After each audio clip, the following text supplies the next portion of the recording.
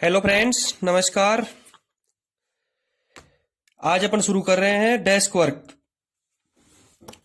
और परीक्षा में डेस्क वर्क का बहुत महत्व होता है।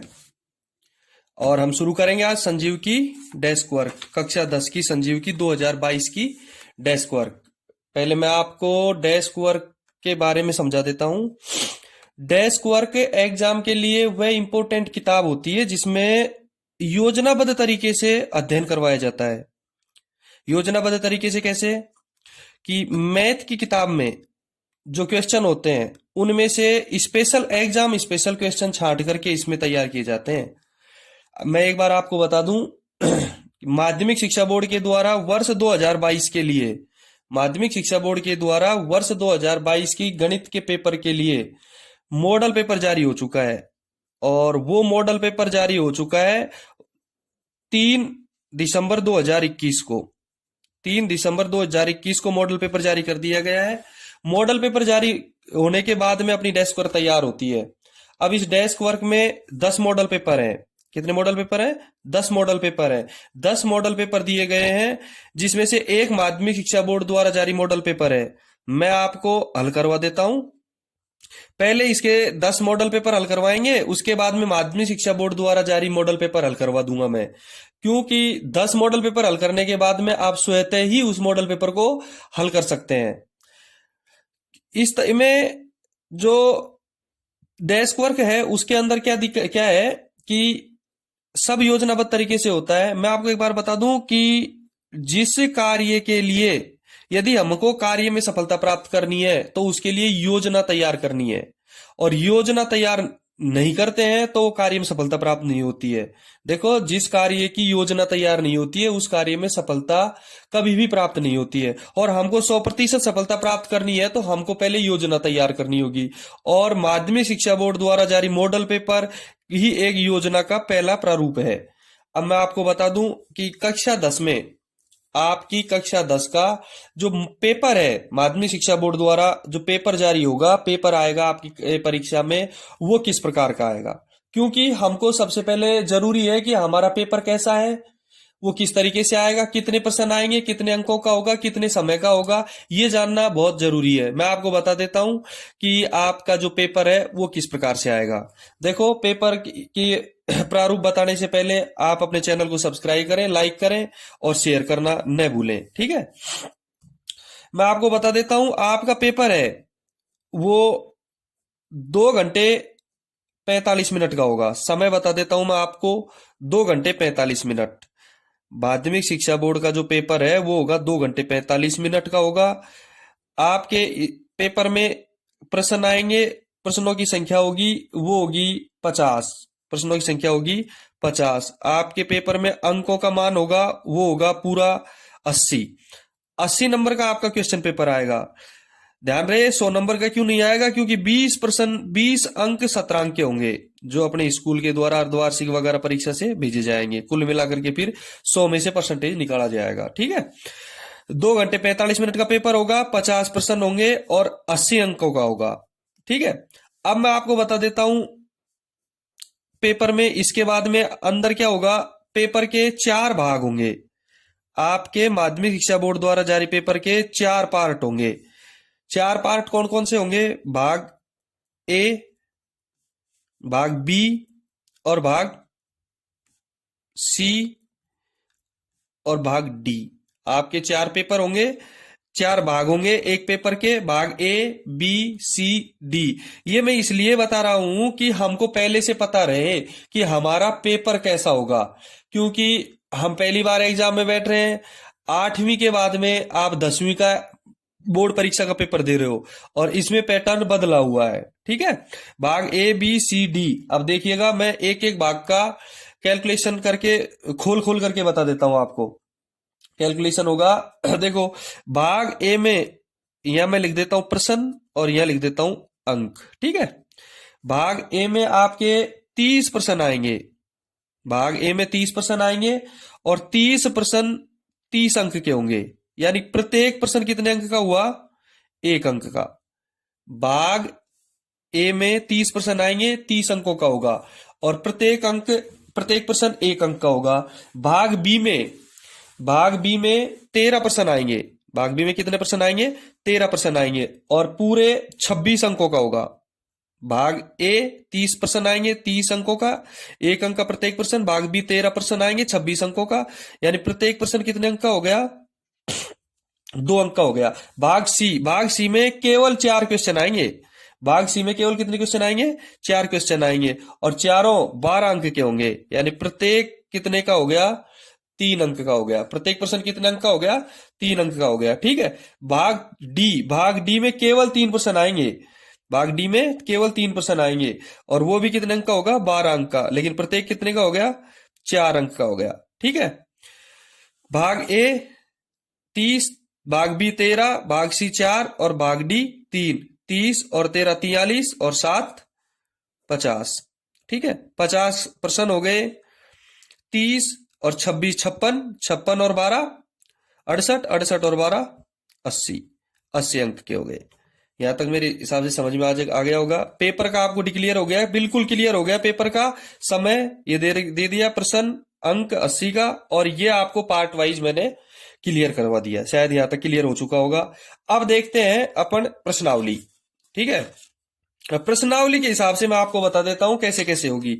देखो, आपका 30% पाठ्यक्रम रिड्यूस हो चुका है। कोरोना के कारण 30% पाठ्यक्रम रिड्यूस हो चुका है, हटा दिया गया है। रह गया 70%, और 70% पाठ्यक्रम से ही हमारे सवाल आएंगे। और इस डेस्क वर्क में मेरे द्वारा जो आपको मॉडल पेपर हल करवाए जाएंगे, वो भी केवल 70% पाठ्यक्रम के ही प्रश्न मैंने सम्मिलित किए गए हैं। ठीक है। उनका ही मैं हल करवाऊंगा। अब आपको मैं प्रश्नावली वाइज भी बता देता हूं एक बार, जब से फिर अपन मॉडल पेपर शुरू करेंगे। और मॉडल पेपर में एक एक पेपर क्लियर करवा दूंगा आपको। पहले मॉडल पेपर शुरू करने से पहले मैं प्रश्नावली वाइज आपको बता देता हूं, और ये भी बता देता हूं कौन कौन सी प्रश्नावली हटाई गई है और कौन कौन सी सम्मिलित की गई है। देखो, आपके प्रश्नावली है 15 प्रश्नावली, और 15 प्रश्नावली में से 5 प्रश्नावली आपकी हटा दी गई है। कुल प्रश्नावली है 15, और 15 में से हटाई गई है 5। ठीक है। और शामिल की गई है 10।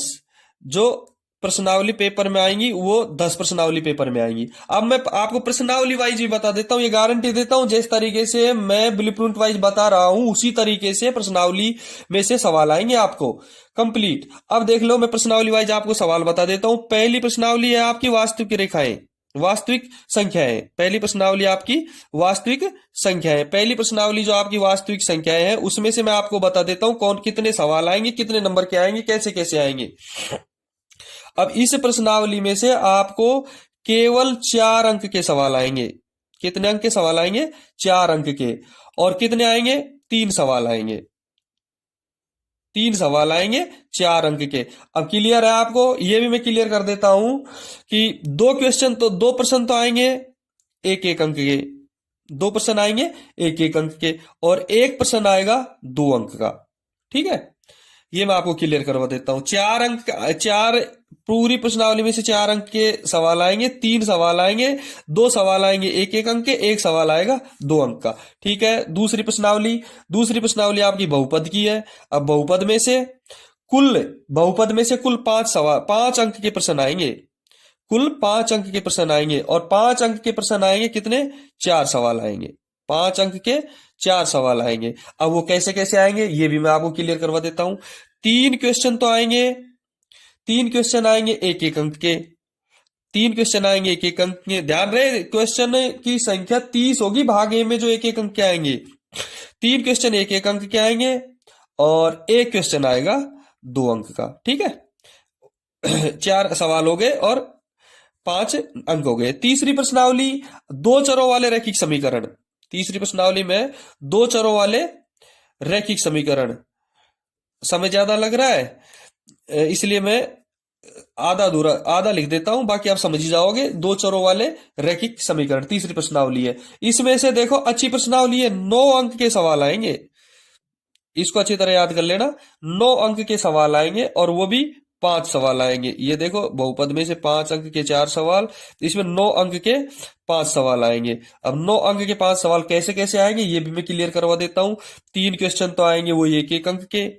3 क्वेश्चन आएंगे 1-1 अंक के, और एक क्वेश्चन आएगा 2 अंक का।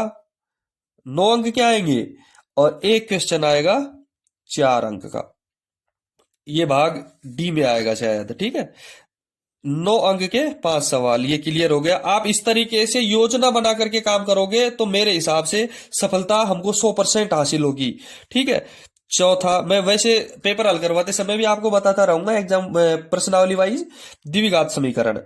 चौथी प्रश्नावली है द्विघात समीकरण।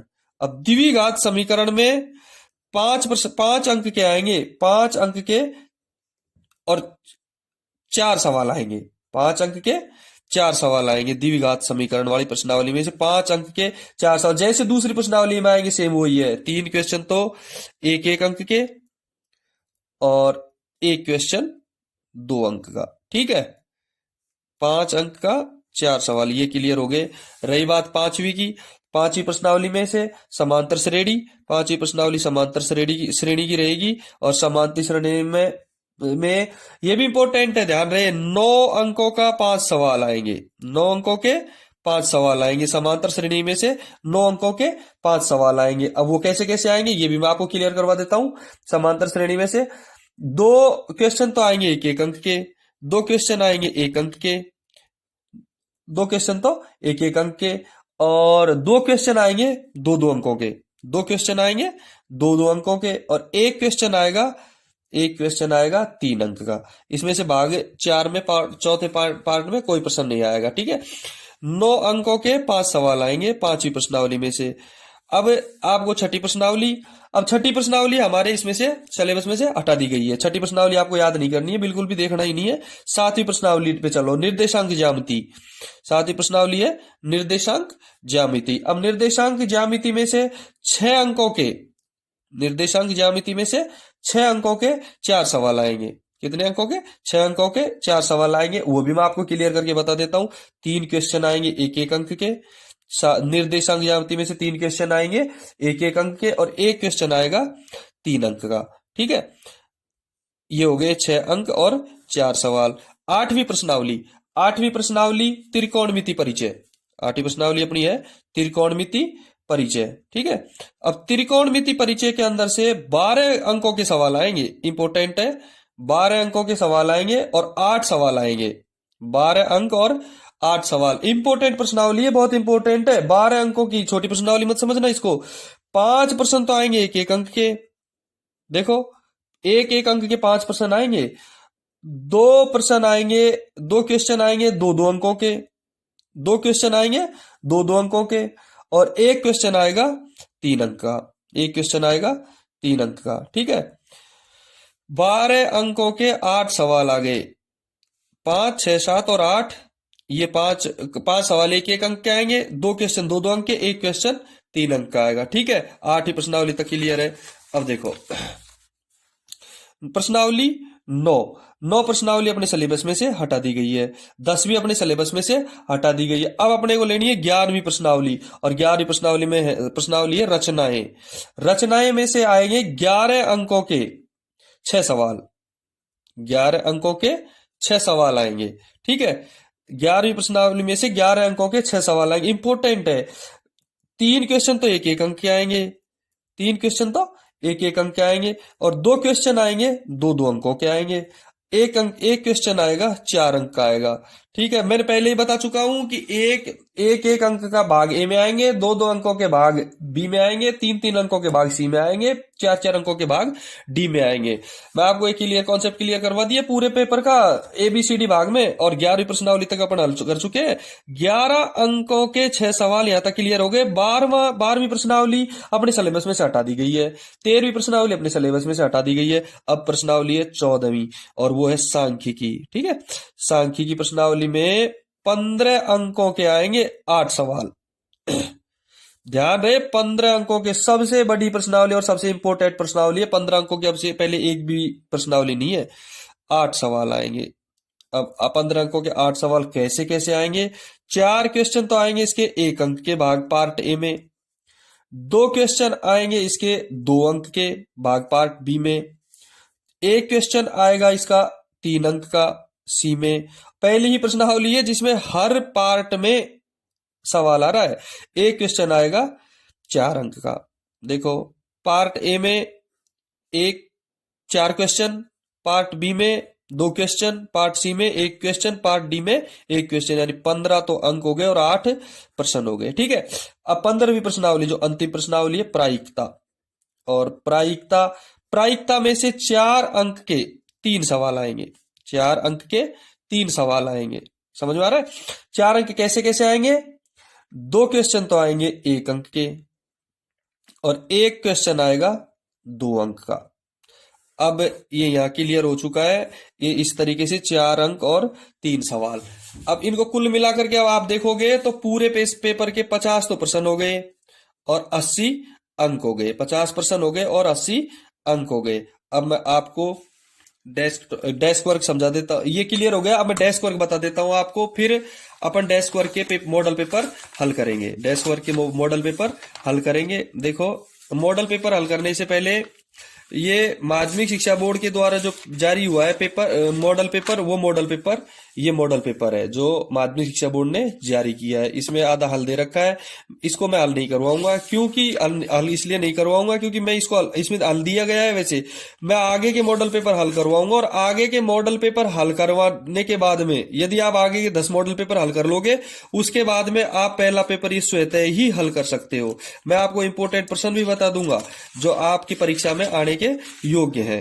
ठीक है, ये आएंगे, 100% वादा करता हूं मैं कि आपको इससे बाहर नहीं जाएगा, एक भी क्वेश्चन इससे बाहर नहीं जाएगा। आज के बाद जो पढ़ाऊंगा वो इंपोर्टेंट है। अब से पहले जो मैंने पढ़ाया वो किताब पढ़ाई थी, अब मैं इंपोर्टेंट डेस्क वर्क पढ़ाऊंगा। ठीक है, और डेस्क वर्क के लिए आप अपने पास में देखो, इसमें रेखागणित के भी सवाल आएंगे, तो अपना जो ज्यामिति बॉक्स भी साथ में रख लेना और अपने पास में ग्राफ का पेपर वगैरह सब साथ में रख लेना और सबको एक साथ बैठ करके मैं सब सारी चीजें एक साथ रख करके बैठना। आगे से पेपर हल कराऊंगा। अगले वीडियो में मॉडल पेपर 2 हल करवाएंगे अपन, और अगला वीडियो मेरा जारी हो जाएगा कुछ ही समय बाद में। आप देखते रहिएगा। ठीक है, चैनल को लाइक करें, सब्सक्राइब करें और शेयर करना। अच्छा लगेगा आपको वीडियो। मैं गारंटी देता हूं आपको कि आपको इस कार्य में सफलता अवश्य मिलेगी। अगले मॉडल पेपर में मैं मॉडल पेपर अगले जो वीडियो रहेगा उसमें मॉडल पेपर 2 में हल करवाऊंगा। ठीक है, थैंक यू।